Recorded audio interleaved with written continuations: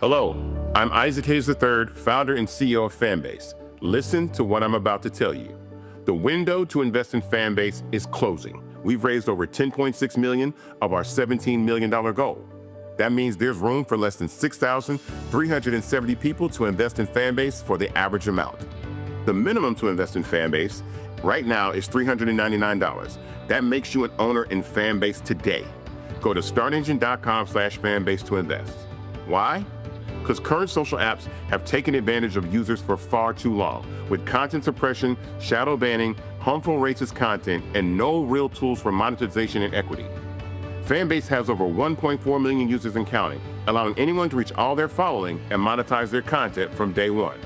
Social media is the new TV, and whoever owns the apps that distribute that content have the opportunity to own potential billion-dollar companies. While big platforms with uncertain futures are failing to serve their users, Fanbase is stepping up to fill the gap. Don't wait until it's too late. Invest now, invest for yourself and your future. Go to startengine.com/fanbase and own the next generation of social media.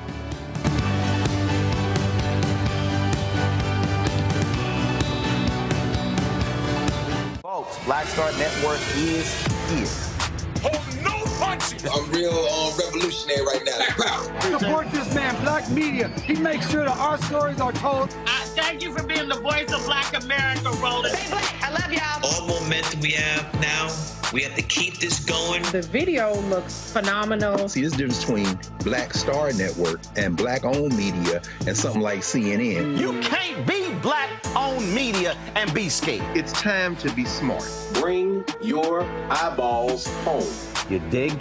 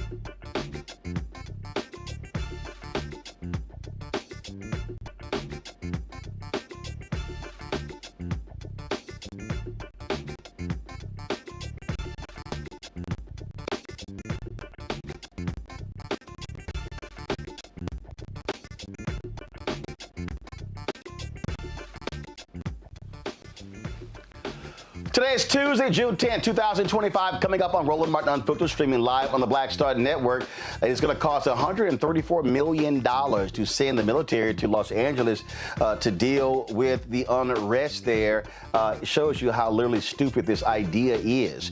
In Florida, a black sheriff says, "It ain't my job to deal with illegal immigrants." We'll show you what he had to say about that. Plus, a new study by the Brennan Center for Justice says that Texas's 2021 voting law is making it significantly harder for black and brown folks to vote by mail. We'll talk to an expert about that. In North Carolina, St. Augustine's University has been slapped with a $20 million default judgment, and now they're having to lay off staff. More drama for that particular HBCU. Plus, in tonight's marketplace, we'll spotlight Cologne Butter, a skincare company that offers butters infused with cologne and perfume.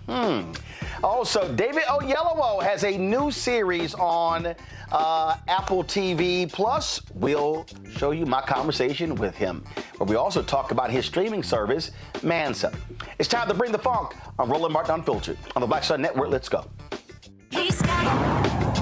Whatever the miss, he's on it. Whatever it is, he's got the scoop, the fact, the find. And when it breaks, he's right on time, and it's rolling. Best believe he's knowing. Putting it down from sports to news to politics. With entertainment just for kicks, he's rolling. It's on go, go, roll, y'all. It's Roland Martin, rolling with Roland now.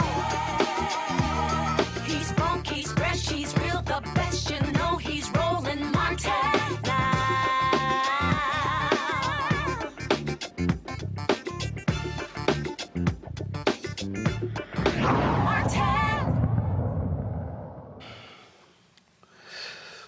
Folks, Donald Trump's decision to send military to California is going to cost American taxpayers $134 million. It is grossly unnecessary. It's a waste of money, but he's also spending about $100 million on his stupid parade, military parade. That's really about celebrating his birthday. It is not about celebrating 250 years of the United States Army. Now, there's a battle that continues to heat up between Governor Gavin Newsom, Attorney General Rob Bonta, and that fool sitting at 1600 Pennsylvania Avenue. First and foremost, Trump lied. He claims that he called the governor of California, couldn't get him on the phone. Nope. Newsom literally posted a screenshot of his caller ID on social media that shows that he is absolute lying. This is an unconstitutional move that he is making. Now, Governor Newsom has filed an emergency lawsuit against the Trump administration, arguing that the Trump attacks on California is a problem when it comes to states' rights. Yeah, that's real. So here is some discussion. Well, first of all, here is what this fool Pete Hegseth, of course, the Defense Secretary, told Congress today about this $134 million in troops now going to California. Mr. Secretary, I want to express my severe concern with the deployment of the National Guard in Los Angeles without consultation of the state of California. There have been photographs that have shown these troops sleeping on the floor and have not been provided fuel, food, or water by DOD. How long will this deployment last, and why were we unprepared to provide them basic necessities such as food and water? The commanders and troops on the field are very well prepared, sir. They responded incredibly rapidly to a deteriorating situation with equipment and capabilities. We have made sure from the top down, as a Secretary of Defense who's been in a unit holding riot shields outside the White House during the chaos of the summer of 2020. I know what it's like to be immediately deployed into a situation like that. There are moments where you make do as best you can temporarily, but we are ensuring they're housed, fed, water capabilities in real time from my office, because I care that much about the California Guard and the Marines and the men and women who are supporting our ICE agents on the ground. You should check it's with your true office. Every day, and that's a disingenuous attack that misrepresents how much we care about our troops and what they're doing to defend ICE agents. I'm not going to take the fact that we don't care about the troops. Nobody cares more about the troops at the top than this Secretary and the Chairman and our department. How long will the deployment last? We stated very publicly that it's 60 days.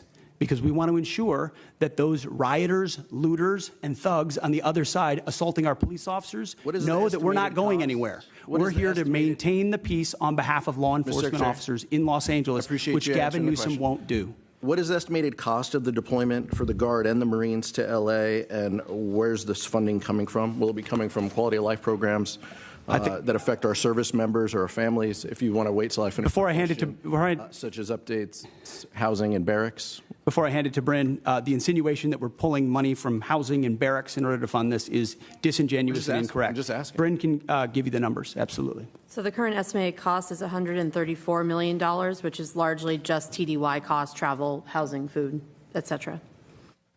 Oh, where's it coming from? That's the cost, but where's it coming from? Out of their O&M accounts. With the most recent deployment of the Marines, Mr. Secretary, what's the justification for using the military for civilian law enforcement purposes in L.A.? Why are you sending war fighters to cities to interact with civilians? Every American citizen deserves to live in a community that's safe, and ICE agents need to be able to do their job. They're being attacked for doing their job, which is deporting illegal criminals. That should happen in any city, Minneapolis or Los Angeles. And if they're attacked, that's lawless, and President Trump believes in law and order. So he has every authority, and he has done mobilizing National Guard or active duty troops under U.S. code to protect federal agents in their job, which is exactly what we're doing, and we're proud to do it. We're proud to do it. 10 U.S.C. of the U.S. Code 12406 as a legal basis that the President used cites 3 examples and circumstances for the Guard: invasion by a foreign nation, rebellion or dangerous rebellion against the authority of the government of the United States, or the President is unable with regular forces to execute the laws of the United States. Which authority is triggered here to justify the use? I don't know. You just read it yourself, and people can listen themselves, but it sounds like all 3 to me. If you've got millions of illegals and you don't know where they're coming from, they're waving flags from foreign countries and assaulting police officers and law enforcement officers, that's a problem. The laws of the United States? No, the governor of California is unable to execute the laws of the United States. The President, you said all 3 apply. The governor of the California has failed to protect his people, along with the mayor of Los Angeles, and so President Trump has said he will protect our agents, and our Guard and Marines are proud to do it. The law also says, Mr. Secretary, that the orders for these purposes shall be issued through governors of the states. You and I both know that President Trump has all the authorities necessary, and thankfully he's willing to do it on behalf of the citizens of Los Angeles, on behalf of our ICE agents, and behalf of our country. We've also pulled $1 billion for the border as well. So this just goes into the same, fund, 134. What did Congressman, what's the 134 million? I was asking Ms. McDonald. Okay. 134 million goes on top of the billion that's been pulled for the border. So the funding that was pulled for this year was largely in FSRM, and in this budget, we're actually looking to plus that funding back up to backfill that for our troops and for their families. Thank you. Thank you, Mr. Well, you see the sheer arrogance of this idiot Pete Hegseth. Now, to understand where we are, folks in Los Angeles say that the presence of the military plus these ICE agents is making it very difficult to quell the protests that are taking there. They also say, warning that the a visible presence of federal troops is inflaming the tensions there in Los Angeles.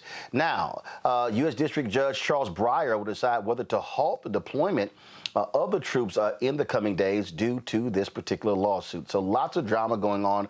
Let's go to our panel. Dr. Mustafa Santiago Ali, former senior advisor for environmental justice at the EPA, joins us out of D.C. Dr. Larry Walker, associate professor, University of Central Florida, out of Orlando. Tyler McMillan, social justice leader, movement strategist, out of D.C. What you have here, obviously, is an administration that wants to provoke this, Mustafa. You see Trump lying about Governor Gavin Newsom, lying about him not returning his phone calls. And so that's what we got going on here. And then you saw Pete Hegseth. He also was lying there. The law is the law. It is very clear when in terms of the authority, when you are to send troops to states, it's a request from the governor. We all know that. In fact, we played it yesterday, control room, get the clip ready. Donald Trump even said it himself before. But see, they don't care. They will just change stuff at a heartbeat and go, oh, we can do it. It doesn't matter. Yeah, I mean, we're very clear. You know, the beauty of this show, the beauty of this network is, you know, even a year before the election, we began to lay out for folks the things that you should be thinking about, that you should be concerned with, because, you know, we had a blueprint from the first Trump administration, and we knew that they were going to, Trump 2.0, that they were going to turn it up. So now you see an individual who is trying as diligently as he possibly can to make sure that martial law is happening across our country, to be able to strip rights away from individuals. You know, they have very little concern for the law when the law stops them from doing egregious types of actions. So we're seeing it continually playing out right here in front of us. And they will do anything that they can to fan the flames. And when they do that, then they try and justify bringing in individuals when we could be using that money to actually feed people or to house the unhoused. There are so many different things that we could be doing with that $134 million and the $100+ million for the parade that would actually benefit both our most vulnerable and people across our country. But they don't care, because what this is about is a television show, Larry. That's all this is. Donald Trump wants to present all of this like it's a big TV show. Yes, I have a show of force. And again, his actions are wrong. He knows it's illegal because he actually said it. Roll it. 4 years. I promised 4 years ago at the Republican convention, I'm going to restore law and order. And I have, country. except in Democrat-run cities. Look, we have laws. We have to go by the laws. We can't move in the National Guard. I can call insurrection, but there's no reason to ever do that, even in a Portland case. We can't call in the National Guard unless we're requested by a governor. Sounds pretty clear to me, Larry.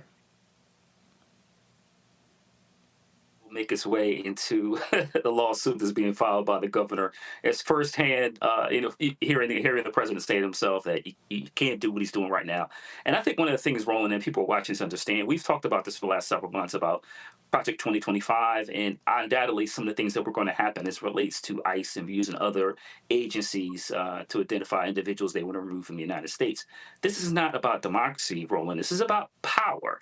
And people have to understand that. And so the only way you can obviously deal with this is protest. And so the president, once again, has said himself that he shouldn't be able to simply send troops, use the National Guard in California without asking, make sure the governor is signed off on it. I think the other thing is interesting is from a historical perspective, Roland, is that we haven't really seen anything like this in terms of what the governor of a state is asking for and what the president provides since the 1960s as it relates to the civil rights movement. And we know that at that time, Black folks were fighting to be treated like citizens.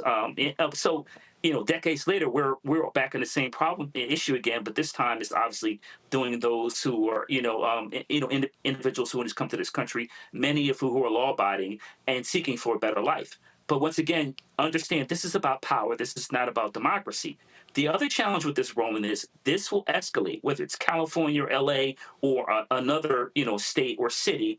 This will escalate into eventually one person or individuals will be harmed. This is going to be on TV. And then the question is, How do people in those communities and throughout the nation respond when they see violence like we've seen numerous times in escalation in terms of interactions with law enforcement throughout the last several years? What will be the response when someone gets hurt and is filmed on live television? They don't care, Tylik, and so you see what they're doing, and yes, they want this to be the case. They want to this battle. They want to have it, and again, it's a just show of force, and we're going to sit here and take control of this. I saw this clip. Stephen A. Smith was saying, "Oh, that Donald Trump is winning on this." No, he's not, and so what you're seeing is the feelings. You're seeing these things brew, and I'm telling you. This is the moment where I believe fundamentally you've got to have people who recognize that they have to stand up. They must fight. They must do battle. They must recognize that these thugs are going to continue doing this. And if the American people do not fight back, then they are going to continue. Absolutely, Roland. And I think, history tells us this, that silence in the face of tyranny is complacency. But protest, especially protest that is rooted in love, is the heartbeat of our democracy. And it's the heartbeat of who we are as people standing up to bigots and tyrants. And I think, it's a simple fact. It's a powerful demand that protesters are echoing across the world to stop criminalizing families, to stop caging our children, to stop using tax dollars to terrorize immigrant communities, because what we see here is not a mirror of strength, but it's a mirror of tyranny, and it's not law and order, but it's really lawlessness cloaked in a badge. And I want to be very clear on this, that this is just not about immigration policy.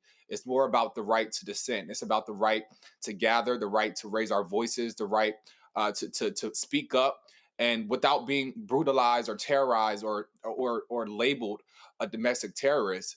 I believe the First Amendment was not written for us to be comfortable, but it was written for us to protect the very uncomfortable truths to the ones that are in power. And I think, as you said before, now is the time not to be dismayed or to be comfortable or complacent, but now is the time to speak up and stand 10 toes down on what we believe in, standing up to a bigot and tyranny. And I hope people really understand what is going on here. I'm going to read for you, Mustafa. This is a comment. This was a very interesting comment here. So Christopher Rufo, who is the leader against CRT and woke and DI, all those different things. This is literally what he wrote on his Substack. And if you want to understand how demented these people are and really what their goal is, they still are mad. And I keep telling people, they still are angry and mad with what took place during the Black Lives Matter protests. This is what he wrote. At the same time, as we saw demonstrated in Portland, Oregon, during the George Floyd, he calls them riots, the agencies should dispatch unmarked vans to follow key agitators and snatch them from the streets while the media are not looking. The most effective riot control is to, I need everybody listening to me right now. This is Christopher Rufo. Conservatives love him. Ron DeSantis loves him. The most effective riot control is to take movement leaders off the field, infiltrate their networks, disrupt the flow of funding, and roll them up in federal investigations. Denying the left trained protest leaders now will create a strong precedent for the rest of the president's term. Christopher Rufo is calling for COINTELPRO 2.0. Well, they took their lessons from J. Edgar Hoover and the things that they did in relationship to the civil rights movement and the AIM movement, the Chicano movement, all these movements. So, now we're, 70 years past that, and they continue to understand that there is power in unity, that there is power Also in us realizing that we don't have to have these types of egregious behaviors going on. Dr. King once said that a riot is the language of the unheard. And that's exactly what we see playing out. So they want to silence your voice. They want to make sure also that, they have the power to control voting, housing, transportation, all the things that are connected to resources. They want to make sure that they can strip those away. So if individuals can't speak out and talk about the disparate impacts that are happening, then they win. Now, that's why, and I've had these conversations with brothers and sisters over the last couple of days that we have to be very conscious, right? I hear people saying, well, we don't need to get involved. And I remembered of that poem that says, first they came for the Jews, right? And that I did not speak out because I was not a Jew. And then they came for the communists and I didn't speak out because I wasn't a communist. And then they came for the trade unionists and I did not speak out because I was not a trade unionist. You can go all the way down all these types of things that we currently have going on in our country and place those in. I wasn't black, so I didn't say anything. I wasn't an LGBTQ member, so I didn't say anything. I wasn't X, Y, or Z. So we have to understand this game that is being played, right? And the game has been well thought out. They have learned lessons from the past, and they understand how to strip your rights away. And that's what they are trying to play out right here on your screen. They said that the revolution will not be televised. Well, we're seeing right before our eyes how mothers are being taken from their children, and how grandmothers are being caught up in this, and so many other folks. So yes, I understand that we have to take care of our community. I completely understand that. But we also have some responsibility to make sure that we're also living up to what Malcolm said. Malcolm once said, wrong is wrong no matter who does it or says it. So if we remember those words, we can also make sure that we are taking care of our community and strengthening and also understanding why strategic partnerships and alliances are so important when you're dealing with fascists who are trying to pit one against the other to be able to control. Those comments right there, Larry, by Christopher Rufo, this is what the right wants to do. They despise protesters. Now, they don't mind January 6th protesters. Donald Trump complains about, these folks are attacking cops, but he had no problem pardoning those white domestic terrorists who did what they did on January 6th. And so what they're all saying is, hey, if you beat up cops for me, I will free you from prison. The rest of you who choose to protest, I'm throwing you in jail.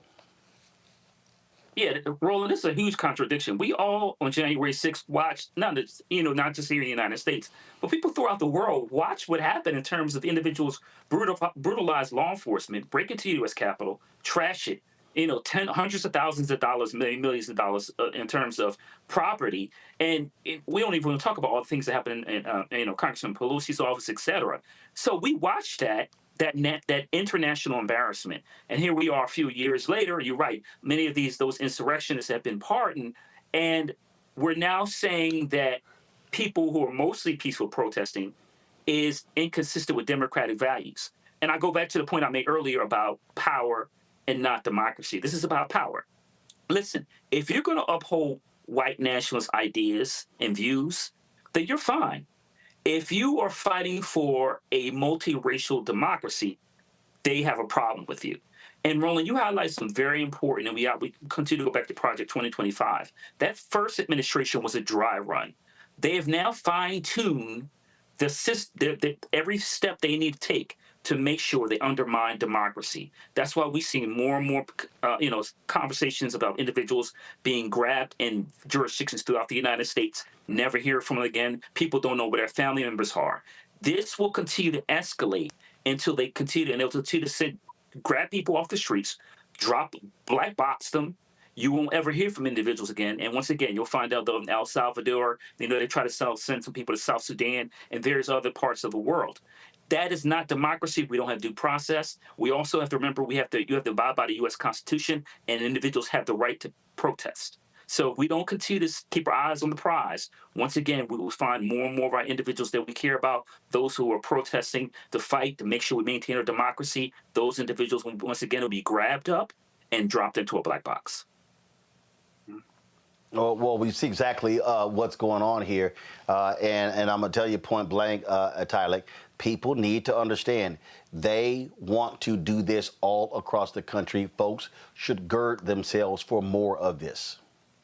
Yeah, absolutely. This is a moment that I think we must decide whether we stand on the sidelines and let freedom be redefined by fear. I think, from the Garvey movement to the Haitian Revolution to Angela Davis, and as you mentioned, Black Lives Matter and Dream Defenders, our freedoms have always understood that liberation is the goal. And even as I'm seeing these ICE raids, I'm thinking, they mirror slave catching patrols, storming homes and separating families. And detention centers are looking like modern day plantations. And we're seeing, mass deportations that's happening. And I think it's just a reflective that history repeats itself. And we must really decide which side of history we stand on. And I always say, all the time, people always say, well, in the 60s, I would have did this. But now history is at our doorstep. And we must decide which side of history we will stand on and what would the history books say about us in this moment in time. Folks, hold tight 1 second. We come back. A black sheriff in Florida has made it clear where he stands, and we'll tell you exactly what he had to say next, right here on Roland Martin Unfiltered on the Black Star Network. On the next Get Wealthy with me, Deborah Owens, have you ever had $1 million idea and wondered how to bring it to life? Well, it's all about turning problems into opportunities. On our next Get Wealthy, you'll learn of a woman who identified the overload bag syndrome, and now she's taking that money to the bank through global sales in major department stores. And I was just struggling with 2 or 3 bags on the train.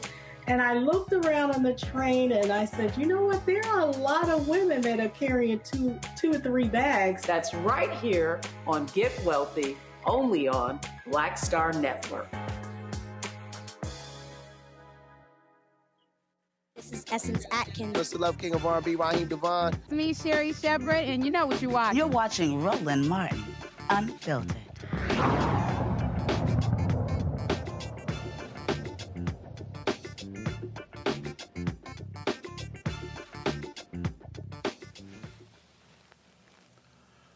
A black Florida sheriff and the state attorney general are at odds on the issue of arresting immigrants. Attorney General James Oldheimer sent a letter to Broward County Sheriff Gregory Toney following the sheriff's comments about not prioritizing the arrest of immigrants during a commission meeting last week. Check this out. Some of the things that other sheriffs in this state has participated in increasing availability of manpower to execute some of these responsibilities that fall under immigrations, we are not. There has been a submittal of requests. The governor wanted to see all sheriffs participate in this one program, 287G, which was related to the inmate processing components, and we've always been in compliance with that. Then there was a pivot point to have deputies participate in 287G task force, whereas now it's the law enforcement apparatus that is out in the field and increasing the operational tempo for customs, meaning 20 deputies are assigned, let's say in Sarasota, to this particular task force. And those deputies are now basically operating under the will or so the partnership of immigration. I've dedicated the 2 people that's always been there. I've not increased that. We have other priorities in this community that I'm focused on, and immigration is not one of them. Not to dismiss the importance of that, but we have had case after case just a few months ago to speak about why it's important for us as law enforcement practitioners to focus on the criminal components, not administrative components when it comes to immigration. I don't care what country you're from. If you commit a crime in this country or commit a crime in this county, I'm coming for you. But what I refuse to do is take this notion that we need to be knocking on doors or arresting children or going into daycare centers or restaurants and taking and snatching people off these streets who have been paying taxes and contributing to this society in some positive form, regardless if they're a U.S. citizen or not. It's not within our purview. It's not within our responsibility, and I won't participate in it. This is something that has alarmed this community repeatedly, and I've been crystal clear, and I have not wavered in my stance in the last 6 years, and I won't. The Youth Miles letter orders Tony to comply with the efforts of the Immigration and Customs Enforcement. Larry, your thoughts? Yeah, Roland, it's a lot going on down here in the state of Florida. And so, a lot of the sheriffs down here have gleefully signed on to get involved in a lot of these ICE raids. And if you listen to what the sheriff said, what he had to say is completely reasonable. We also have to highlight that he as sheriff, he also serves a very diverse immigrant population. So and we're talking about individuals who voted for him. So this back and forth between, the AG, the state AG, and the sheriff is really based on the fact that he is not as gung-ho as some of the other sheriffs down here in the state. But once again, his point is practical. He's saying if you're a criminal, then we'll come after you. But what he's also saying is they're not going to be kicking doors into homes of individuals who haven't committed a crime. Once again, he to quote him, that pay taxes. And Roland, this also relates to, he points to education. We're increasingly seeing ICE agents go to public schools, elementary schools in some cases, seeking to talk to young people. So his point is that we're not going to look for law-abiding individuals, and we're certainly not going to be kicking in the door to elementary, middle, or high schools to snatch kids out of school. And then, like I said, I use the term black box in terms of the last segment. But he's just saying, what he's saying is practical. If you break the law, I'm coming after you. Otherwise, if you live in a community, you're being productive, I'm not going to bother you. But down here, that is not enough. Once again, I made the point about power.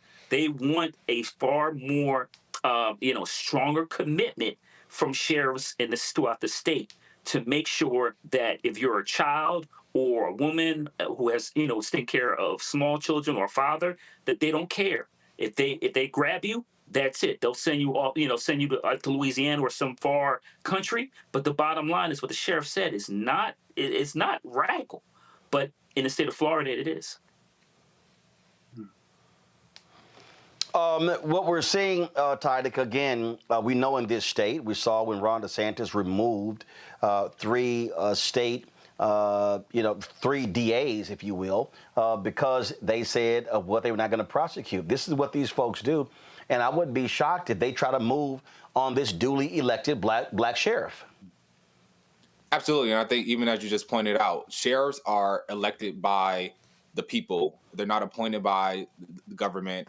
And when communities, especially communities of color, organize and demand that their local law enforcement, protect them rather than tear them apart, as an elected official, I think the sheriff has a duty to listen. I don't think it's about politics, but it's really about prioritizing their community safety. And as mentioned before, if they're not doing anything that causes harm to the community, then they should be left alone. And I think even understanding the track record of ICE in itself, having the long track record of abuse, of racial profiling, of violating people's civil rights, especially in a community of black and brown folks where distress is already a major issue. And I think the sheriff saying no to ICE is honestly saying yes to the due process and dignity of public safety. And I think it's commendable, and I wish more local officials would heed to the concerns and the voices of the folks in their community. Oh, but here's the deal, Mustafa. They don't give a damn about people who are duly elected, and they don't care if they have their own opinions. They want to tell them what to do. That's what Ron DeSantis does. That's what his attorney general is doing. So they don't care that this sheriff has made his own decision as to how he is going to run his office, which is what he was elected to do. Exactly, and he's doing the right thing. We all know that many law enforcement have limited income, so that means that you have to prioritize. So then you should take a look and ask the question, where is the crime happening, so that we can deploy the needed individuals to be able to address that. So there are numerous studies that are out there that show that folks who are undocumented do significantly less crime than those who are documented or those who are citizens here in this country. So based upon that premise, which is rooted in fact, then Ron DeSantis should be great. Should be very, very thankful that you have a sheriff who's willing to stand up and say, wherever crime is, I'm going to deal with it, but I'm not going to take resources away from the areas that I'm trying to serve and protect. Indeed, indeed. All right, folks, let's talk about the craziness out of D.C. Anti-vaccine advocate, Health Secretary Robert F. Kennedy Jr. has fired all 17 members of the Federal Advisory Committee that guides the Centers for Disease Control and Prevention on immunization practices. Kennedy justified the move by accusing the committee of being, quote, plagued with persistent conflicts of interest, unquote, and claimed it had become little more than a rubber stamp for any vaccine. The panel, known as the CDC's Advisory Committee on Immunization Practices, is responsible for reviewing, evaluating, and making public recommendations on vaccination protocols. ACIP was scheduled to meet later this month to evaluate this year's COVID-19 vaccines, but we won't know what happens next because he's fired them. This is absolutely par for the course. They don't care about experts. Kennedy thinks he is one. He absolutely is not one. He is not a doctor. He is not a scientist. He's a conspiracy theorist, Tyler.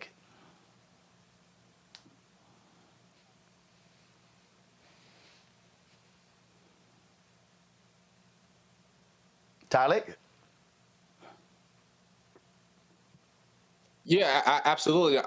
I think, it's just, the fact that he fired these independent vaccine advisors, that I don't think that's public health. It's dangerous, and it's a form of authoritarianism.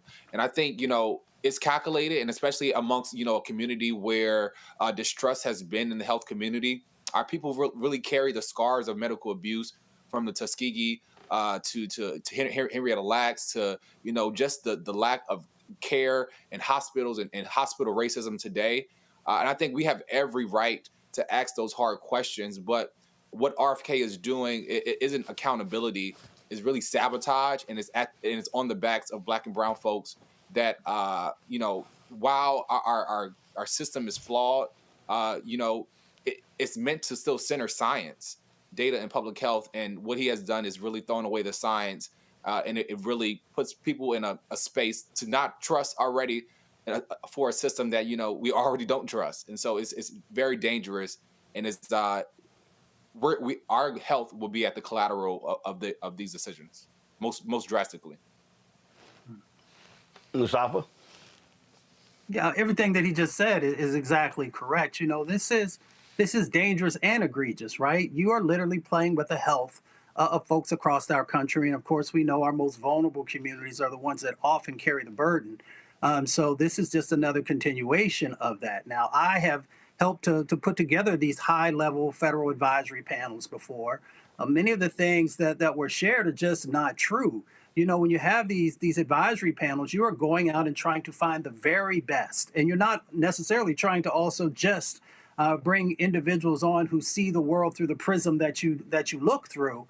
You want to have a very diverse group of individuals. I know the word diverse probably scares them, but in the way that they actually get down. But when you have these advisory panels, they provide that advice and recommendation, whether it is to an administrator or to a secretary, about the things that they should be considering. They write in-depth reports, and they walk through some of the most critical issues that our country is facing. So for them to just fire everybody and then try and go out and get individuals who are going to be a part of that same group think, because these are the individuals that actually are not interested in diversity of thought. These are the individuals who are not interested in actually taking a hard look at subjects. They just want folks to join who will say what they need to say. And the answer to that is yes. So we need to be very mindful of what is currently going on, and both the short-term and long-term impacts of not having the right individuals with medical background, as you said, with public health background, and what are the other categories that they may have who are helping to keep our country safer. Larry?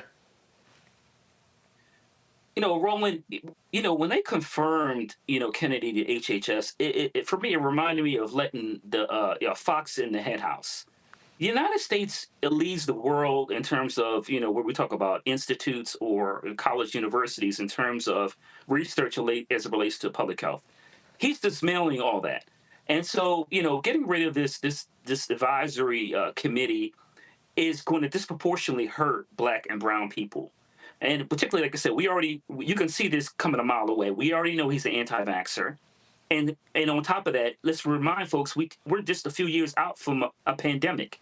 This is not the time to have someone like this in charge of our public health apparatus, particularly, like I said, the challenges that the world has faced just a few years ago. But he's been confirmed, and now we're seeing the repercussions of that. Once again, someone who doesn't believe in science, who tries to drink, unpasteurized milk, take nosedives into polluted waters, should not be in charge of what happens in everyday lives of individuals as it relates to dealing with diseases and vaccines. And what I worry about, Roland, is, and like I said, in terms of the world we live in today, it is very easily, we've saw these measles outbreaks we've had in Texas and other places over the last couple of months. It is very easily for situations like that. Once again, what about the flu and possibly COVID? Once the winter comes around, all these things can happen and have a tremendous impact on the lives of individuals, a lot of Americans. And once again, there is no guarantee that another pandemic or something similar cannot happen during this administration's time. So having Kennedy in charge, and once again, he's trying to dismantle all the scientific knowledge that's been built over decades, is going to be challenging for this country, and it's going to contribute to problems not just for this generation, but generations ahead in the future. All right, folks, hold tight 1 second. I got to go to break. We come back more on the show. We'll talk about the drama, the troubles at St. Augustine's University. They continue to face significant financial headwinds. Also, our marketplace segment, we talk about the new product that is available on shopblackstarnetwork.com. That is next. But first, if you want to support the work that we do, join our Bring the Funk fan club. Your dollars are critically important for our success. Of course, you're watching one of the top 100 podcasts on YouTube's weekly chart. We started out 78, now moved to 67. Then, of course, guess what? Then 67. Then 78, 67, then to 46. And so we keep making the jump. If you want to support the work that we do, join our Bring the Funk fan club. Send your checking money, or you're going to use Cash App, use the Stripe QR code. Stripe QR code for Cash App, also for credit cards. If you want to send your checking money order, P.O. Box 57196, Washington, D.C., 2003 7-0196. Now, be sure to make it out to Roland Martin Unfiltered. Roland Martin Unfiltered. PayPal's R Martin Unfiltered. Venmo RM Unfiltered. Zelle Roland at RolandSMartin.com. Roland at RolandMartinUnfiltered.com. We'll be right back. This week on The Other Side of Change. We are here talking about the unfortunate case of 30-year-old Adriana Smith, who was diagnosed and pronounced as brain dead at 9 weeks pregnant and is being kept alive by the state to carry this pregnancy out to full term without any input from her family. It's a really harrowing example of the lack of bodily autonomy we have in a post-Roe world, and we're going to dream bigger. Join us on The Other Side of Change, only on the Black Star Network. Next on the Black Table with me, Greg Carr. An hour of living history with Dr. Richard Mariba Kelsey, thinker, builder, author, and one of the most important and impactful elders in the African American community. He reflects on his full and rich life and shares his incomparable wisdom about our past, present, and future. African genius is saying that my uncle was a genius, my brother was a genius, my neighbor was a genius. I think we ought to drill that in ourselves and move ahead rather than believing that I got it. That's next on the Black Table, here on the Black Star Network. Hey, it's John Murray, the executive producer of the new Sherry Shepherd Talk Show. This is your boy, Earthquake. And you're tuned in to Roland Martin Unfiltered.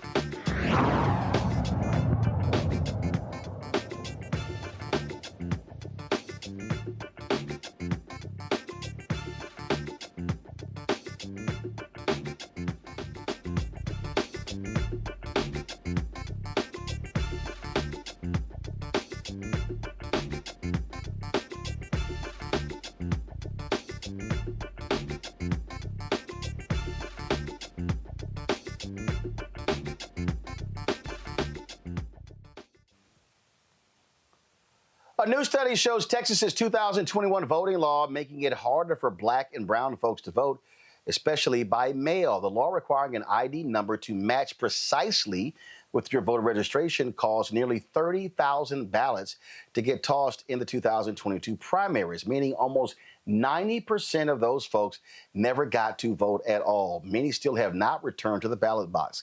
Kevin Morris is Senior Research Fellow at the Brennan Center's Democracy Program. Glad you are joining us. First and foremost, let's understand this here, Kevin. The Trump folk pulled out of the lawsuit in Texas over redistricting, saying that they basically said we didn't care that it was negatively impacting black and brown people. This is no shock here. This is the kind of stuff that Texas Republicans have been doing because Texas is a state that is 61% minority, yet 61% of the people that vote in Texas are white. Yeah, no, you're exactly right. We've seen, especially over the last 10, 12 years since the Supreme Court struck down a major part of the Voting Rights Act that used to keep some of the behavior in Texas in check. We've seen them pass a number of bills that have made it more difficult for voters of color to cast their ballots and make their voices heard, from voter ID to what we're talking about this evening, the Texas SB1 that they passed in 2021 after, of course, all of the shenanigans around the 2020 election and the big lie. And remember, when those things were passed, they were angry that Donald Trump lost. He won Texas. He won Georgia. He won Florida. But they still changed their laws because they didn't want it to be close. I mean, we don't know exactly what was going on inside the minds of the legislators, but we can look at the data, and the data makes it very clear. What's that? Actually, I think we can. Again, we saw it. They kept talking about voter fraud, voter fraud, voter fraud. The Brennan Center has studied this. Numerous others. Voter fraud is virtually non-existent. And so it made no sense at all that these red states were changing their laws, but they actually fell for the okie doke, advancing Donald Trump's lies that the election was rigged. And so therefore, they went about changing these laws to actually make it harder for votes, because Republicans have even said if they actually can contract the vote, they stand a better chance at winning. They don't want everybody voting. Republicans have literally said that. No, I think, there is definitely an anti-democratic movement happening in the United States. After the 2020 election, we saw the biggest wave of restrictive voting legislation since we've seen probably since the end of Jim Crow.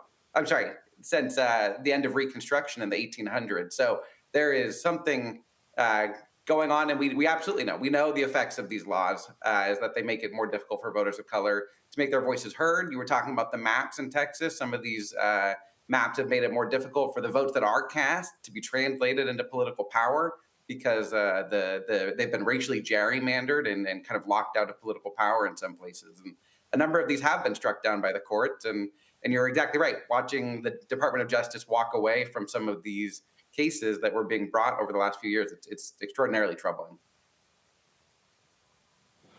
Yeah, and so when you look at this vote in Texas, and again, we know how these other states, when these large states move, they follow. And so the problem is when they pass these laws, they're now enshrined into law, and it really is creating problems. And so what have people go, oh, I don't understand what the big problem is with a voter ID. The issue is not even a voter ID. It's all the things that they put in place that go along with the voter ID to actually drive people away and because they want to frustrate folks to make it hard to vote. They don't want to make it easier.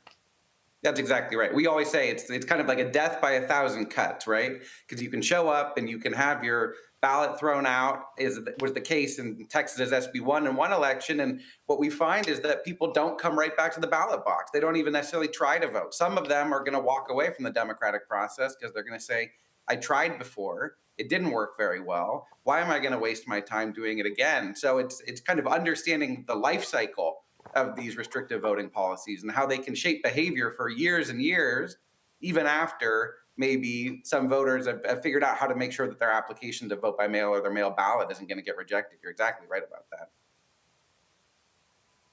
Questions from the panel. Mustafa, you first.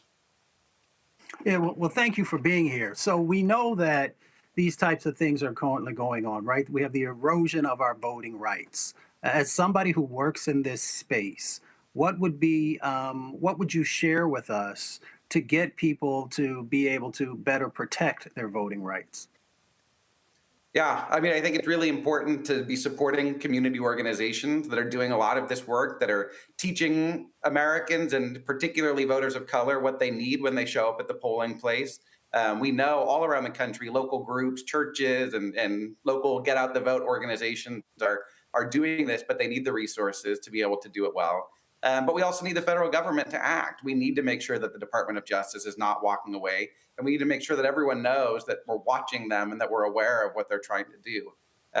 Over the longer time horizon, we need to get the Voting Rights Act back to its full power. I mentioned this before, but in 2013, in a Supreme Court case called Shelby County versus Holder, the Supreme Court got rid of one of the most powerful parts of the Voting Rights Act, and we've been without it for the last 12 years.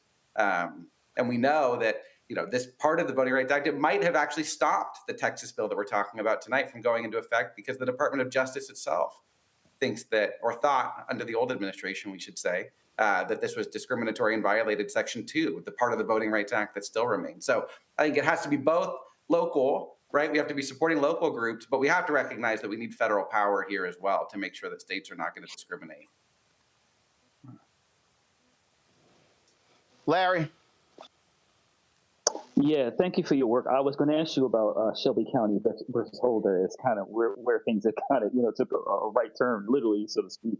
But I guess my other question is in terms of historically, Black churches have played a very important role in terms of getting people registered to vote.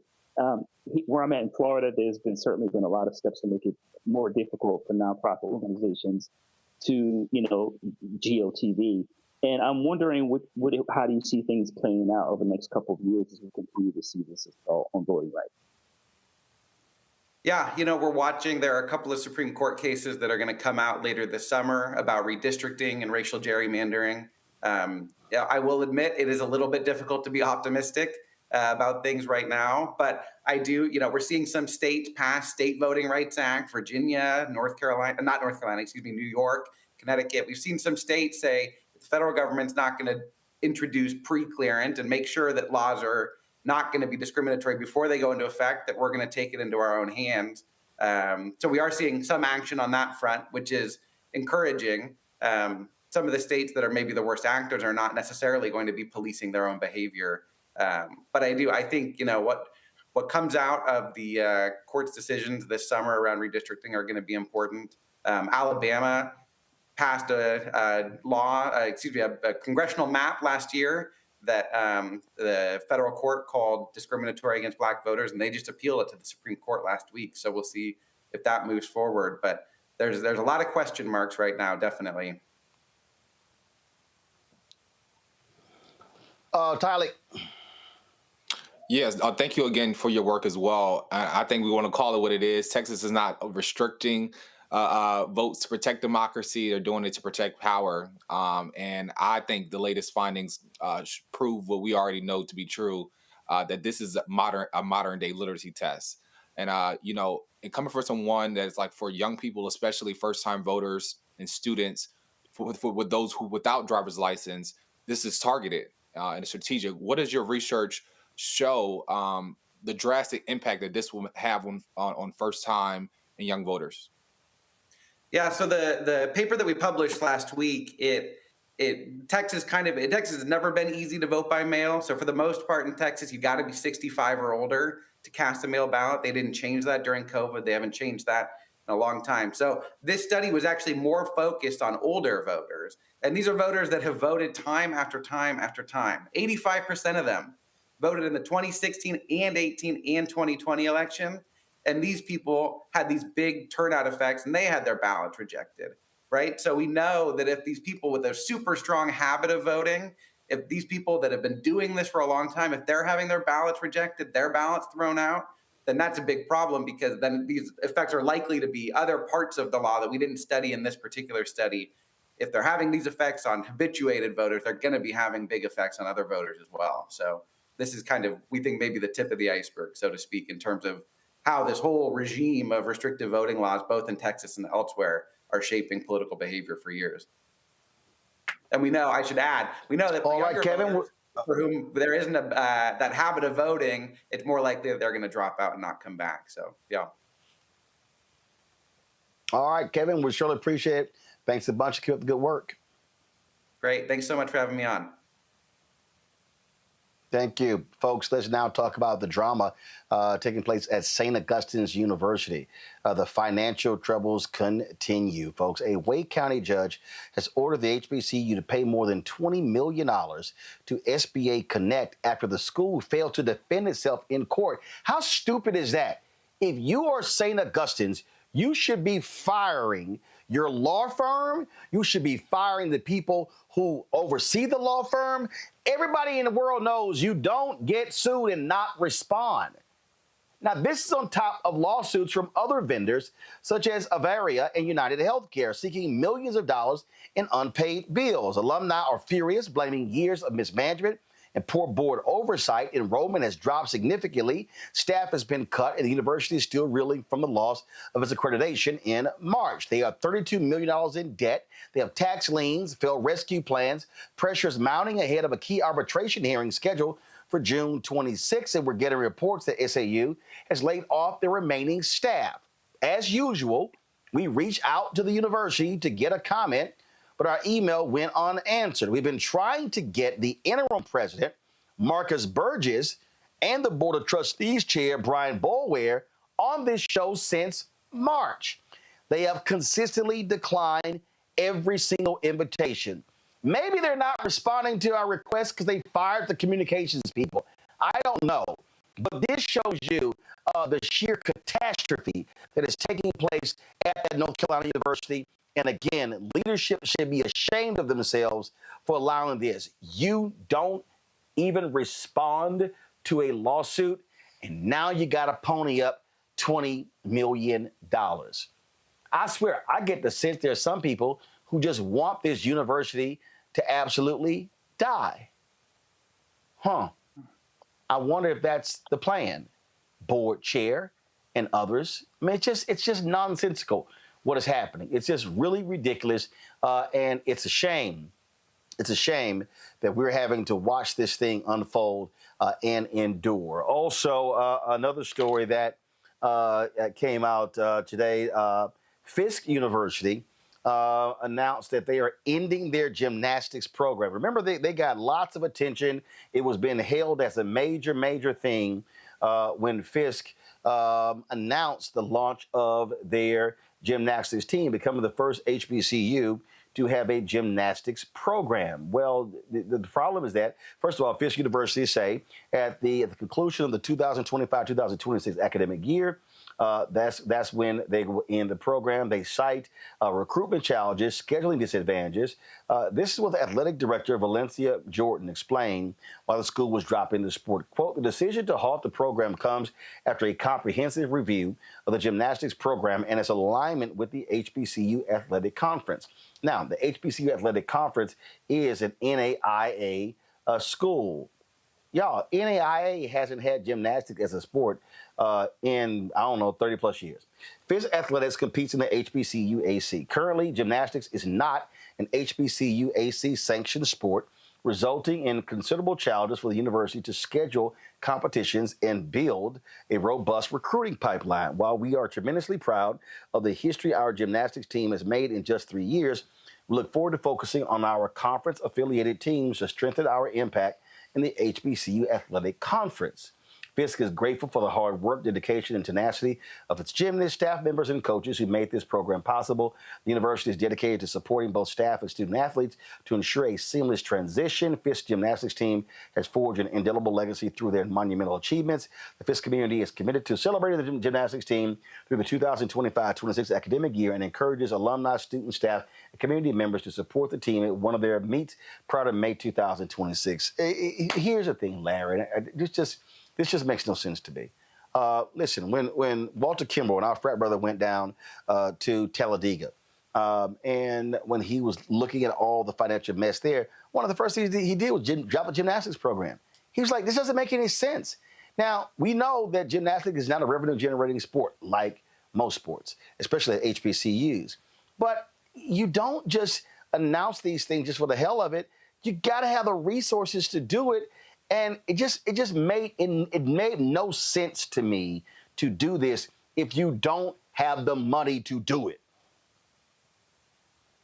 Yeah, I remember, when Fisk announced a few years ago that they want to start the gymnastics program, and then as you highlighted, other HBCUs follow suit. I'm really sad, to hear that they're ending the program. You're right, Roland. It takes a lot of money and resources, travel to make sure they have a place to practice, et cetera. And, I know a lot of very proud Fisk alum who are, upset about this decision.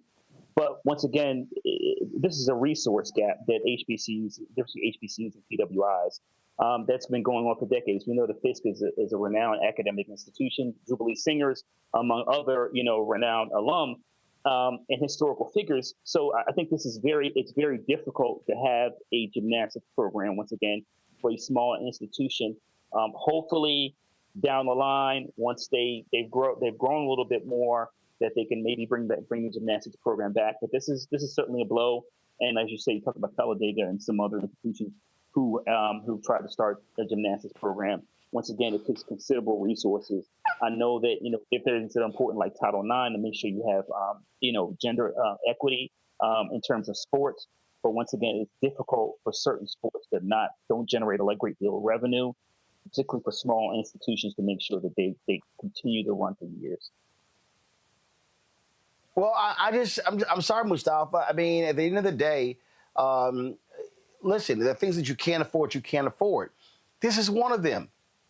Don't launch programs that you're going to have to shut down. I'm sorry. Listen, when I was talking to people at St. Augustine, you know what they told me? They said their financial issues were exacerbated when they brought the football team back. If you're St. Augustine's, you can't afford a football team, so stop it. Stop it. I mean, I hear what you're saying. First of all, thank you and congratulations to the sisters who are there with the gymnastics team. I'm a former athlete, college athlete. I had to make some decisions about what college I was going to go to, both on the academic side and the athletic side. And I looked at the sustainability of programs, to find out how long they've been there, what the resources look like, all those types of things. But it's really about, the folks who are making the decisions, whether from the president to the athletic director to all these individuals, about, are you serious about whatever program that you are starting, or the ones that you are thinking about phasing out, and what does that look like? So for me, Roland, I think the most important part is if you are going to create a program, you should have, a strategic plan over the next 5 to 10 years about how you're going to fund it, how are you going to attract the right athletes, how is it going to grow? And if you can't do that, then you probably shouldn't be entering into that space because you, as an administrator, have not done the work. And you're bringing in athletes and then their lives become disrupted because of decisions that other people have made. Yep, Tyler, that's just my whole deal. If you ain't got it, don't do it. And there's nothing wrong with that, because it's worse, I think, when you start something and now you got to shut it down and all these hopes. I mean, you didn't even complete, frankly, one class. And I just think it's so unfortunate. And again, when I was talking to Walter Kimbrough, there was a young woman who was a gymnast at Talladega. They simply could not afford it. She transferred to a major school. He said how great she was doing. And it is what it is. Sometimes you can't do everything. That's true, Roland. But I will also say, HBCUs have a long history of doing less, with just a little. For generations, and I think when we think about but you can't. No, but you can't. I mean, hold on. I know why we say that, but we've got to actually stop that. It's some shit you can't afford. I'm sorry. There's a difference between doing less with more and having nothing. I get that, but when you have a gymnastic program that nobody else in your conference has a program. So that means that you are traveling much further places. You're having to go to meets. Now your travel budget is high. Listen, we had the guy on the show who's trying to start an ice hockey team at Tennessee State, the first program. Dude said, these are facts. He said, if they're going to have to raise $5 million. Bruh, do you know what the total Tennessee State athletic budget is? Again, he said they got to raise $5 million in order to have an ice hockey team. It's $15 million for all of Tennessee State's sports programs. All. So I'm like, you're going to have an ice hockey team. You got to raise $5 million. But the total budget for all of the Tennessee State sports is $15 million. I don't see how that's happened unless you have a major benefactor who is going to personally fund that program. If you can pull that off, go right ahead. To me, if you can't, you don't start these programs. Yeah, absolutely. Go ahead. And I would definitely agree with that. And to the point where I was talking about doing less. We shouldn't accept that. But now we have seen a predicament where, you know, it didn't work out. The school was already starving and now struggling to eat and having to cut off, you know, different programs. And I think it's almost the same thing that we're seeing at, you know, St. Aug. You know, it was already in a predicament, and now we're stuck in a struggle. This is a movie that we have seen before, but I think it goes back to the overall, you know, arching. As a proud graduate of North Carolina A&T myself, it's a broader conversation about how our HBCUs are continue to fall in certain situations, and it's for us to build that political infrastructure that funds our schools. Yep. That doesn't abandon our schools politically, and how we must, you know, create an incubator where our endowments are matching at levels to be able to support programs for our students to be able to do gymnastics and ice hockey and all these other sports that a lot of these other schools are getting. But, you know, we just have to put ourselves in position politically, financially, to do it. No, but actually they're not. Because a lot of the programs, they know what they also can and cannot afford. I'm just being straight up. It's just tomorrow. It's just sometimes you got to say, you know what? We can't afford that program, so we're not even going to launch it. Folks, hold tight 1 second. We come back. Time for our Shop Black Star Network Marketplace segment. You're watching Roland Martin Unfiltered on the Black Star Network. This week on the other side of change. We are here talking about the unfortunate case of 30-year-old Adriana Smith, who was diagnosed and pronounced as brain dead at 9 weeks pregnant and is being kept alive by the state to carry this pregnancy out to full term without any input from her family. It's a really harrowing example of the lack of bodily autonomy we have in a post-Roe world, and we're going to dream bigger. Join us on the other side of change, only on the Black Star Network.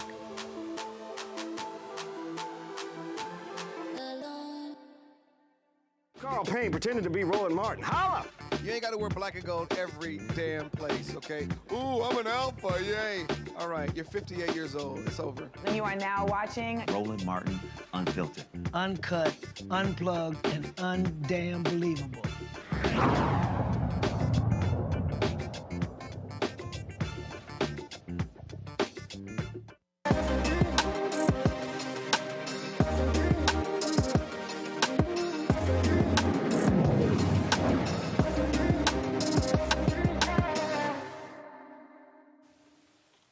All right, folks, with Father's Day approaching, we have the perfect gift for the man who wants to take care of his skin and smell good at the same time. Cologne butter is a homemade infused body butter rich in nourishment using only wholesome organic ingredients sourced from around the world. Mike Snow is the founder. He joins us now from Calif. Mike, glad to have you here. So where did this idea originate from?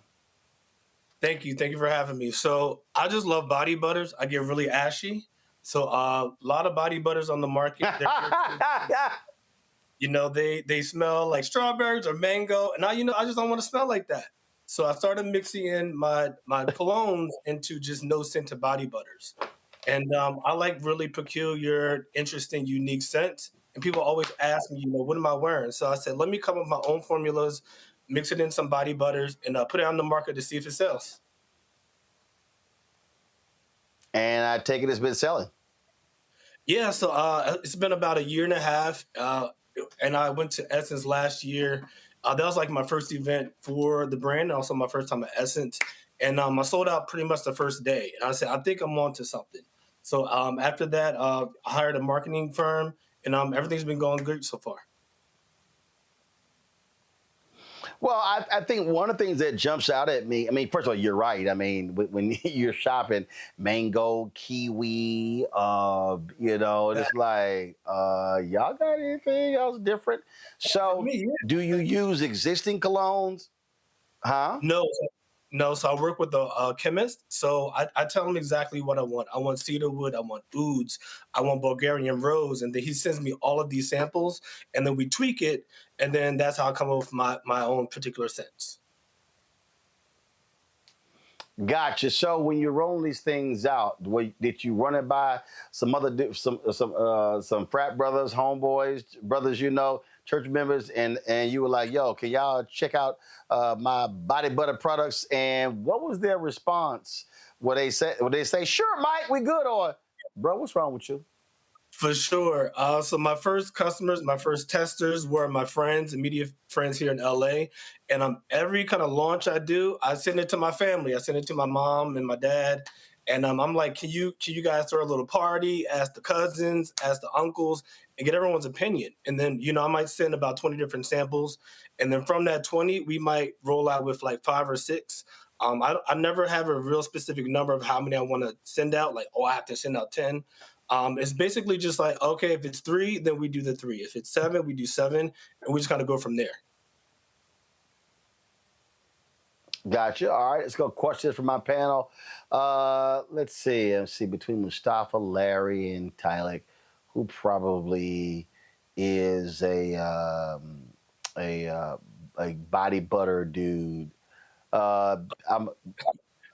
Let's see here. I think Mustafa, you may win out on this one. Okay, well, we'll unpack that at another time. But, first of all, congratulations on the success of the business so far. I love to see Black businesses thrive. Thank you. I'm curious, what's your projections look like as you're moving forward over the next 3 years? Where do you hope to be, and how do you plan to get there? Sure. So I've gone back and forth, just staying e-commerce and going into stores. So the first, I would say 5 years, I do want to kind of stay just on e-commerce, really get a good foundation with the brand before I start looking at retailers. I just want to have a really strong foundation. And then from there, I will like to have the conversations with some big box stores because I want to grow organically. If you grow too fast, sometimes it's not a good thing. Thank you. Tylik, you use these too. Supporting. Yeah, look, I definitely will be supporting. Look, the body butter is what keeps it skin looking good. But my question would be for you. What advice would you give for other young Black entrepreneurs also trying to break into the industry, into different spaces with their ideas? For sure. My motto is, you never know until you try. And, this was just a thought I had. And, just friends and family just encouraged me to like, okay, give it a shot. And, you really never know until you try. And, my motto also is that, launch and perfect it later. And when I first launched the brand, I didn't really like the label too much. The lid, wasn't right. And, I said, I'm going to launch it. And then, the public will tell you, their opinions, like, I don't like this or I like that. And you don't change every single thing about it just because people have opinions. But, if you hear from, a consensus of people, perhaps it's something that you should change. And, no product is perfect. And, every product can use improvement. So I say just launch it. Go out there and launch it. You never know until you try. Larry. First, congratulations on the success. I guess the other question is, here you are, you're on the show, you have this product, obviously you're doing well. Can you talk with people who are watching who maybe want to be entrepreneurs? Can you just talk about maybe some of your background that kind of led you to where you are today? A lot of times we see people and you've established a business and you're doing well, but talk a little bit more about your journey to where you are today, how you got to where you are today.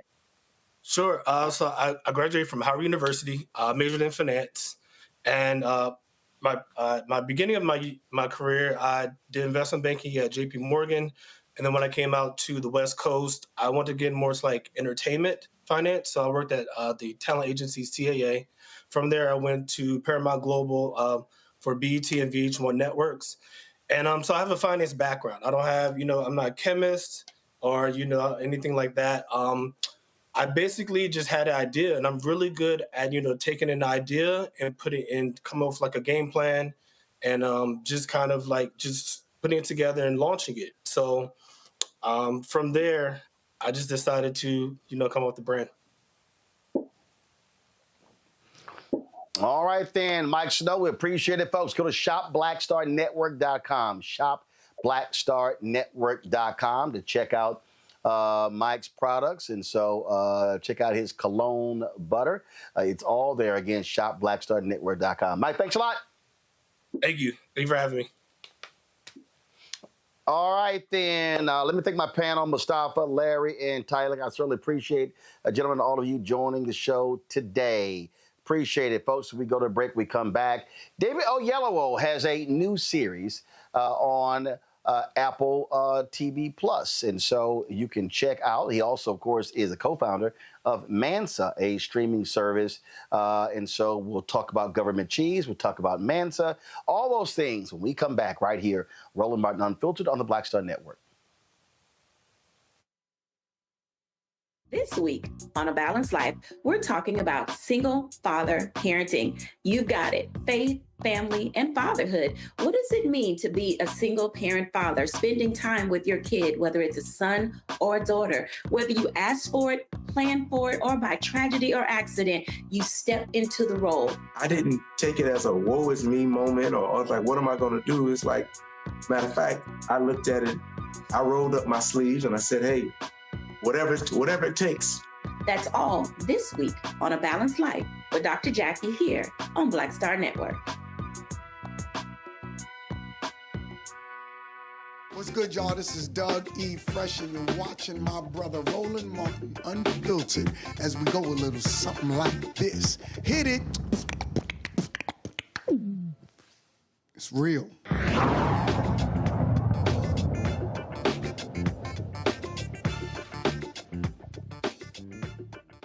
David, glad to see you. Hope all is well in your world.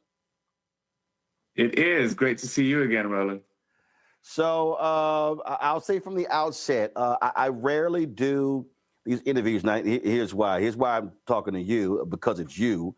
What happens is, all of these streaming services and movie companies, they are very good at reaching out to us to do interviews, but they rarely ever spend any money with Black-owned media. And so I always make the case, well, if my audience is good enough to market, then you should advertise. But when your folks hit me, I said I will make an exception for David. And so that's why we are doing this here, because it's you. So I make that clear because we talk about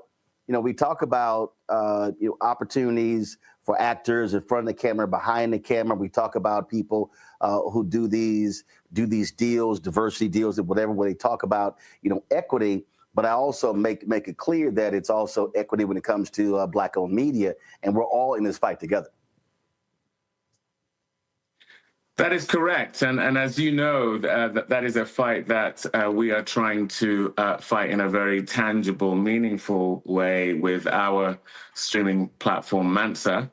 Myself and Nick Parker obviously co-founded that platform. So everything you're saying resonates with me acutely. The other side of the story, though, is that so often, if we will use the phrase mainstream media, when it comes to our shows that feature us prominently, also there is a tendency not to focus on outlets that speak to our communities directly, because there's just an oversight. There is it's I guess if it's not for them, then they don't think of it as something that is for others as well. So, it's two sides of the coin. We need you, Roland, to get to our people. Yeah, and the reality is, but they don't mind those black eyeballs watching these shows. Before I talk about government cheese, you mentioned Mansa and know it very well. Talk to Nate all the time. How is that going? How has it been building that, and what is it looking like? It's going well. At the moment, as a Black-owned streaming platform, as a Black-owned media company, as a Black-owned anything, to be perfectly frank, at the moment, to still be here is a victory in and of itself, considering all the performative promises that were made to support what we're trying to build that have all not surprisingly evaporated.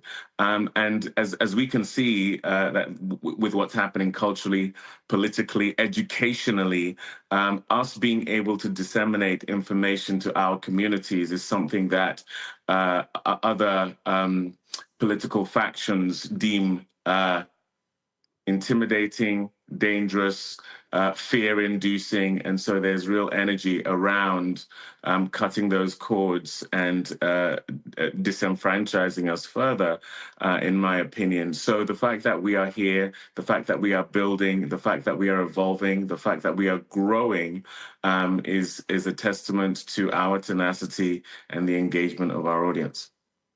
Oh, absolutely. And when you talk about creating a space of opportunity, and we also understand Black consumers are hugely important. Tubi has blown up because they targeted Black content creators because they wanted that Black audience. You can go all the way back when Fox was created. They built that on In Living Color, Rock, Black shows like that. We could talk about the CW. So because African Americans watch TV more than anybody else. But what then happens when these networks blow up, then all of a sudden Black people disappear. And so the importance of what Mansa is doing, no different than what I'm doing with my Black Star Network, is creating the space to say, no, when we are the deciders of what gets greenlit. That's the whole key there. I don't have to go ask somebody permission. Can I please do this show? I own it, so I can decide to do it myself. And that's where the power lies. I think there's energy and intention around it being very difficult for us to own the pipes through which we communicate, not just with our own communities, but globally speaking.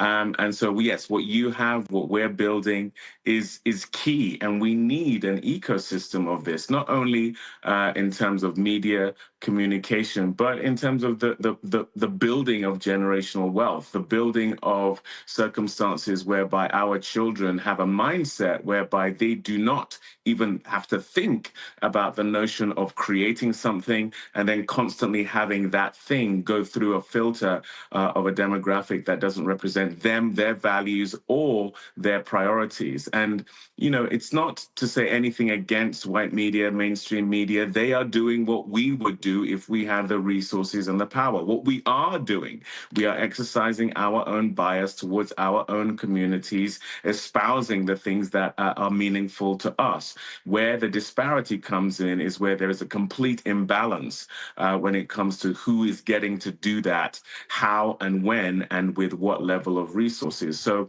to create a genuine ecosystem of equality whereby several different voices and strata within society are getting to espouse their biases, their values, what is priorities to them, I think is what a healthy country and community looks like. It was very interesting. When Selma came out, there were people critical of you playing Dr. King. And I watched the documentary that your wife did in the making of that. And I was already familiar with the backstory. I was there in Santa Barbara when Oprah had the big screening. I was there in New York with her and Ava and all of you. And the thing that that it really ticked me off when people were saying all of that. The reality is this here. Numerous people had tried to make that movie. There were some other directors who were Black who said, I can't make this movie for the budget you're putting out there. And the reality is, Selma does not get made without you.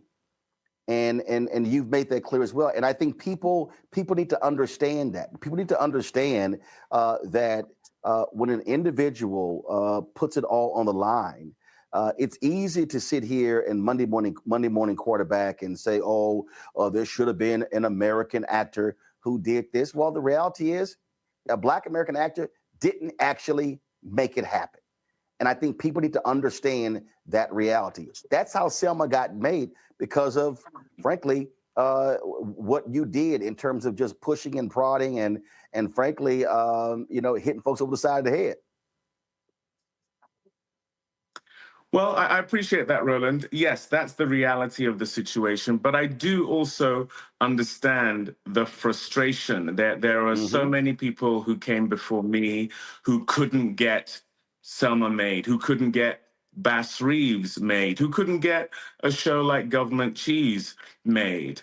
There are a plethora of reasons why I think there is divinity around my ability to help get Selma made. I felt called to do it. It's the thing that gave me energy every day through those 7 years of trying to get it made. I'm not saying I'm special, but I did feel called to it, and thankfully it came to fruition. There are many others who are doing things that feel divine and that they are divinely called to do. I look at Ryan Coogler and what he's achieving in his collaborations with Michael B. Jordan. There are many who have come before who were not able to ascend to the level these brothers are enabled to do. Denzel Washington has talked endlessly about standing on the shoulders of Sidney Poitier. There are many of us who stand on the shoulders of those who have dug ground, planted seed that we are the beneficiaries of in terms of being part of the germination of that seed. So I'm very, very clear that it wasn't just me. I am standing on shoulders. I am the beneficiary of other people's hard work as well. But I think the conversation tends to end up with this fairly simplistic view as to who is being afforded the opportunities. I really urge people to look at the history of the marginalization of us as Black people. It is rooted in a divide and conquer mentality. It is rooted in plantation politics. It serves only those who are against us to have us infighting over not only the things that we are challenged by, but also our achievements. If we are scratching in the ground for scraps that are at times imagined as opposed to real, it doesn't give us the opportunity to see what is ours for the taking and how us coming together enables us to achieve those things that we feel like can be unattainable. This film doesn't get made without Ava, who I met because of the work she was already putting in. She had done a film that she had put $50,000 into, which led to her being able to do the film that I did with her, Middle of Nowhere, which is what gave me the juice to go to the production company, the finances, to say she should be the one to direct Selma. Of course, we know what Oprah Winfrey had been doing over the last 30 years. She was the one who brought myself and Ava the credibility to get Selma made. So it was that triumvirate of the three of us that helped get it made. It was not just me. It was not just a Black Brit, so to speak. There was a lot of African-American energy that went into that happening. And I think there is a beautiful example of how, despite the fact that divisions have been placed between us as Africans and African-Americans, when we come together, beautiful things can manifest, because that was always the design. This division between us was imposed upon us. If we now start taking ownership of it, we only play into their politics, their industrial complex of the destruction of us. If we don't recognize that, to circumvent that, we need to come together to create the things that we want to see. You mentioned Ryan Coogler, Michael B. Jordan, obviously Chadwick Boseman was a part of that before he became an ancestor. You, Nate Parker, what you just laid out. There's just the value of partnership. The value, we always talking about, man, if we could just get our folk together on the same page. I always say, well, listen, there's no such thing as a consensus meeting. The real consensus is if I can find one or two or three other people who say, hey, I'm down with it, let's go together, and what you and Nate are doing as well. And so as you move in front of the camera, behind the camera, on the business side as well, how valuable is that for you to understand connecting with like-minded people and saying, hey, we can do a lot more together than trying to do this thing in silos?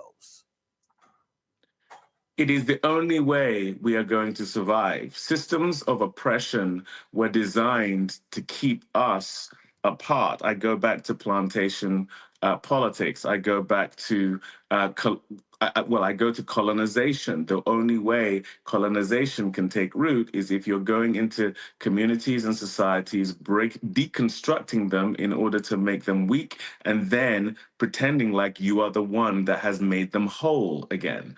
For us, you look at other communities where their dollar stays within the community long enough for them to build generational wealth. The only way that happens is they've made an intentional decision to come together and build something together. These systems of oppression have deliberately come in and created a historical, societal, communal acceptance of the fact that we are going to be crabs in a barrel. And that is just not going to work. So a lot of my energy is around bringing brothers specifically together, because I do think there's been an intentional effort to keep Black men apart. You only have to look at a time where it was literally illegal for three or more of us to be in a group on a sidewalk. There's a reason why that was deemed illegal, because they know there's power in it. So when we recognize that, coming together should be the thing that we are focused on, because,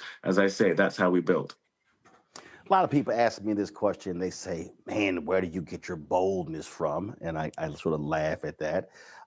You have not been afraid to call Hollywood out, to talk about, here we are 5 years after the murder of George Floyd, and we're seeing from the federal government with the twice impeached, criminally convicted felon in chief, trashing DEI, corporations, Hollywood, you name it. And you have not shied away from that. I'm sure others have said, David, listen, bro, things are going well for you.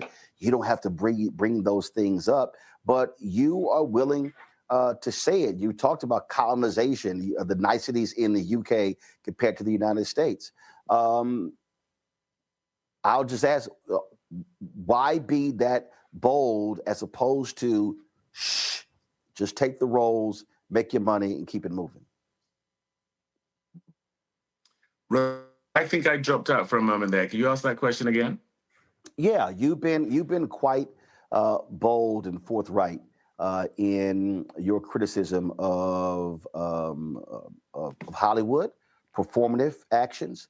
5 years after the death of George Floyd, we have seen the massive attacks on DEI, woke. We've seen companies pull back, Hollywood pull back. We see the success of African Americans as leads, but you still have folks who say, we don't know it's going to work. Look what happened when Ryan Coogler's first weekend, and Variety and New York Times were questioning whether the movie was going to make its budget back. And you talked about colonization, how in the UK, the niceties there compared to the United States. Others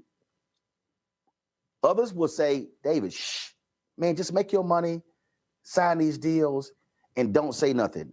Why is it so important for you to voice that and not shy away from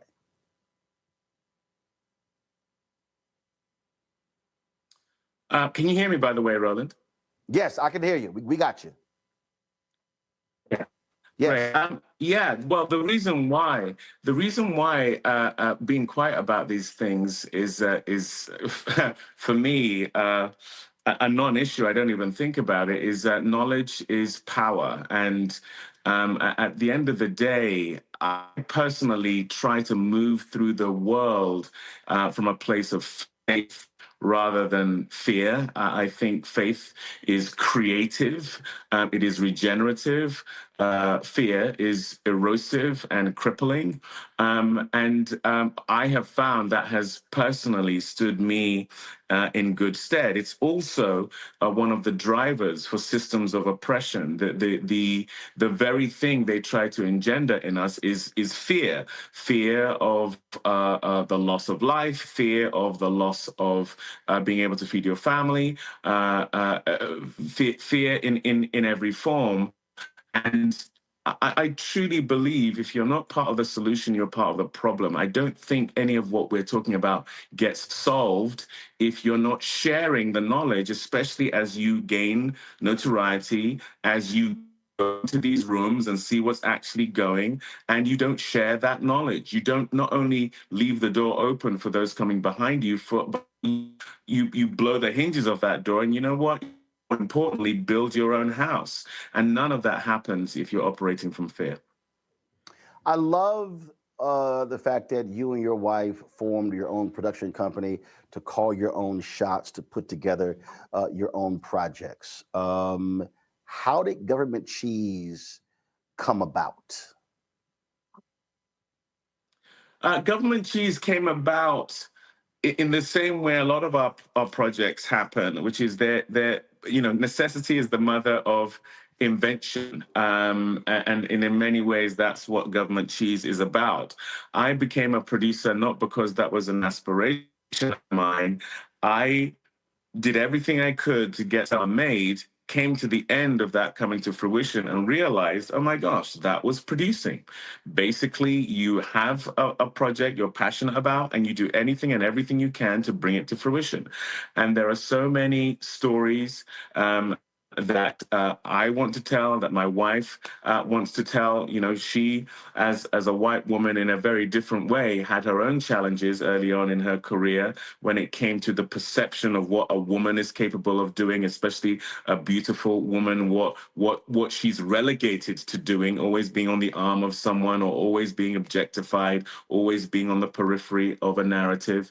And I found a lot of the same things being a Black man. And so not only with our union as husband and wife, but as business partners, we basically wanted to create an environment whereby we could build the kind of projects we would want to be in and that we wanted to see in the world, but also create opportunities for others who are dealing with the same challenges we were to be able to get their stories told, because we recognize it is one of the most powerful mediums in the world. We think of the stories we tell as engines of empathy that break down prejudice. And so Government Cheese came about because the wonderful Paul Hunter approached me with a short film script. I felt it was something the likes of which I'd never seen before. We spent 4 days shooting that short film. It came out really well. It ended up being a great proof of concept. And it's the thing that Apple saw and went the journey with us to create the show. We don't really get to, I'm going to ask you this because I asked the same thing to Courtney B. Vance before he did, I think it was a Christmas office party. I forgot the name of the movie. We rarely get to see you in a comedic way. It's always very serious, very stern. So was it important for you to be able to say, yo, I can actually have fun and be funny and laugh on screen too? You know, one of the things about being an actor is you can't really control the things that you're going to do that are going to pop. You know, I've done things that are on the lighter side before. I did a show called Number One Ladies Detective Agency, which has a fairly rambunctious character. I did a film called Gringo.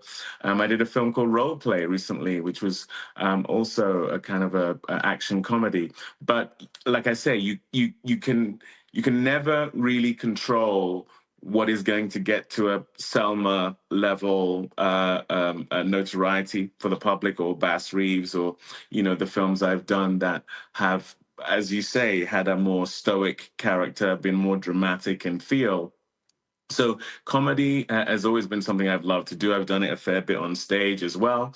But, as an actor, I'm just looking to find lots of different ways to challenge myself. In many ways, doing a comedy is as challenging as playing a historical figure, just in different ways. Because if you come out the gate saying you're doing comedy, you better be funny. Otherwise, people are going to really question why you call it that genre. So, but for me, the contextualization of us as Black people is something I'm very energized by. And I think that means showing us in all of our facets. So one of the things that was really interesting to me about Government Cheese was being in the 60s, where we have seen so many shows and films that depict civil rights, Black struggle. I've been in a lot of those films.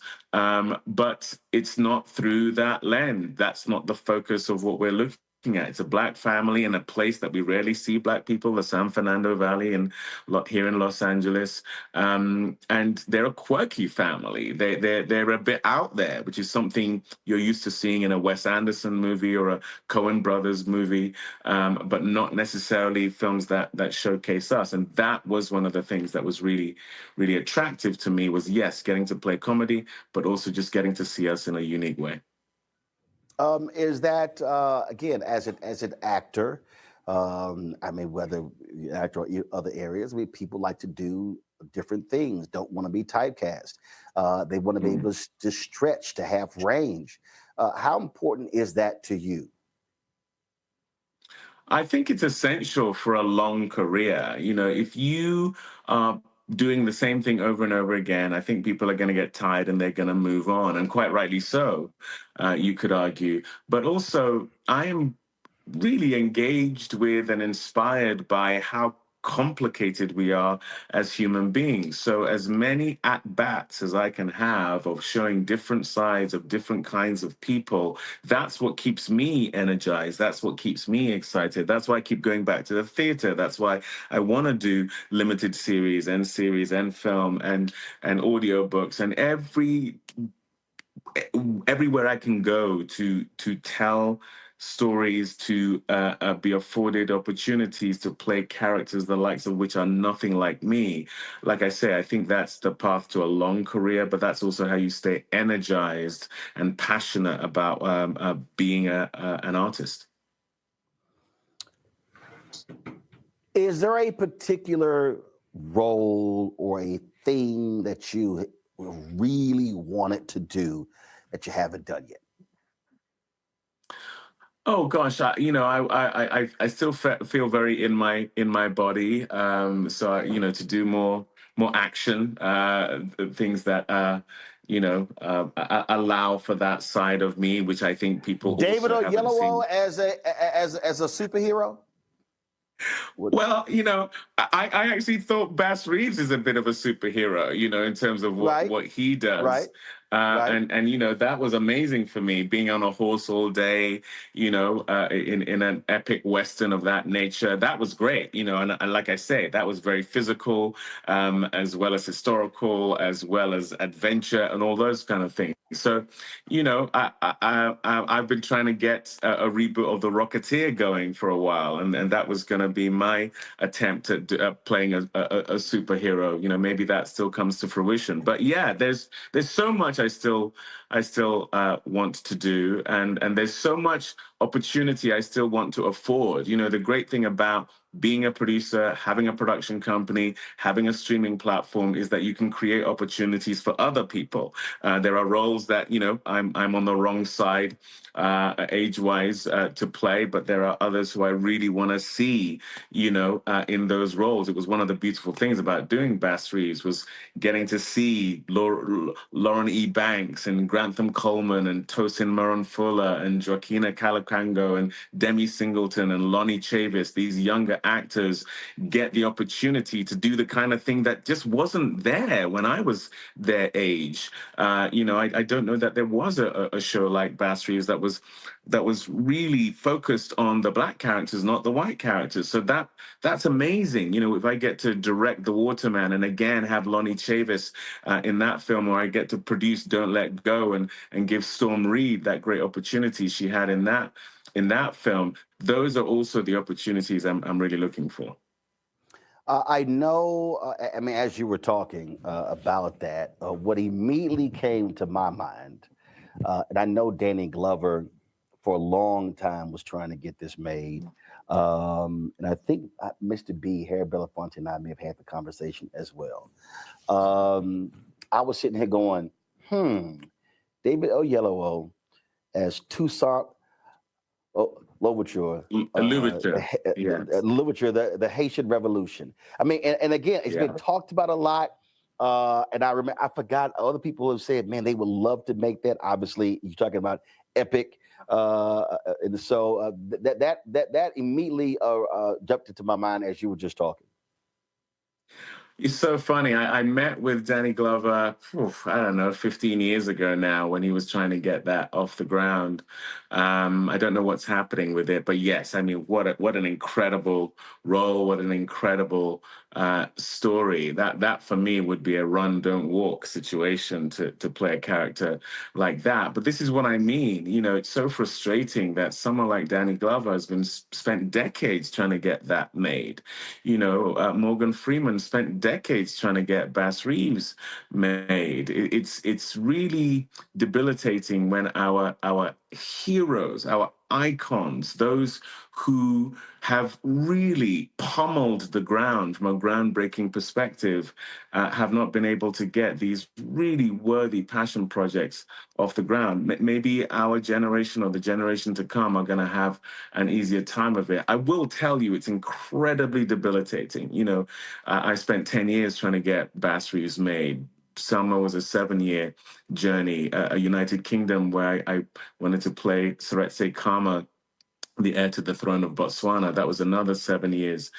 You know, it's the knockbacks, the rejection, the racism, the self-doubt, the insecurity that trying to get these things made engenders. It's erosive, you know. But like I say, you know, we're in it, and it's worth the fight.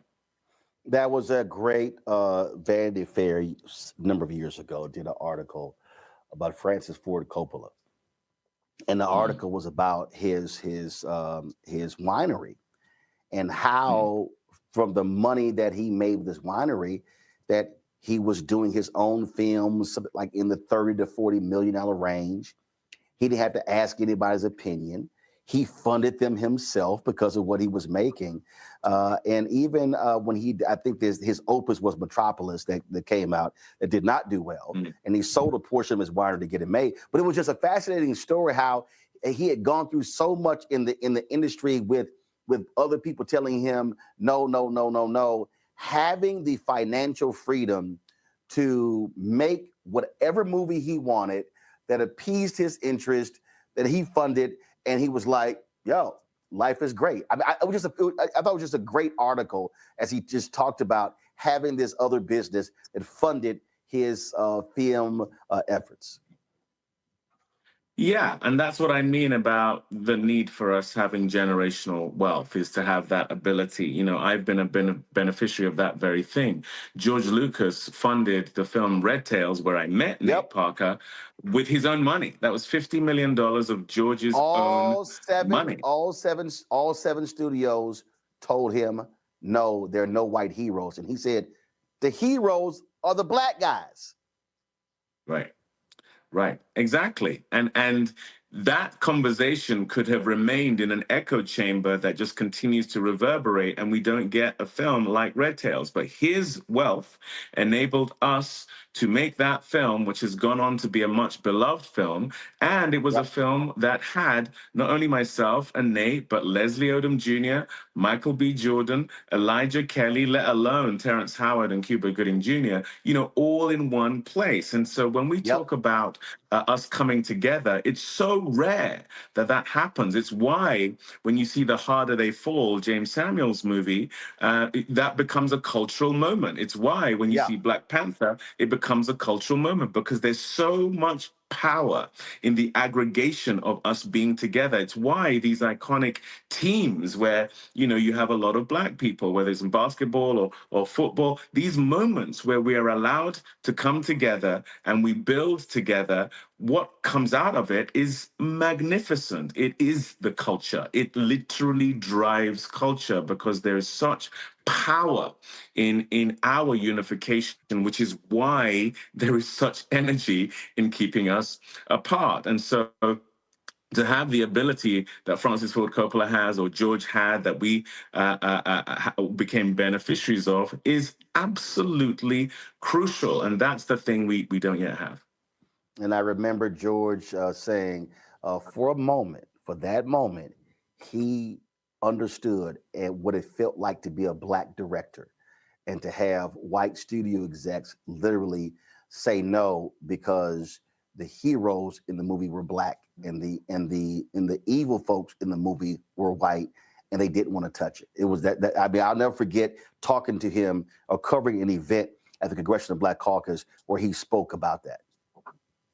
Not only was it studios rejecting it, the studio that he essentially helped build with Star Wars, that studio doesn't exist without the billions of dollars that his idea, which was also doubted, by the way, when it was first coming to fruition.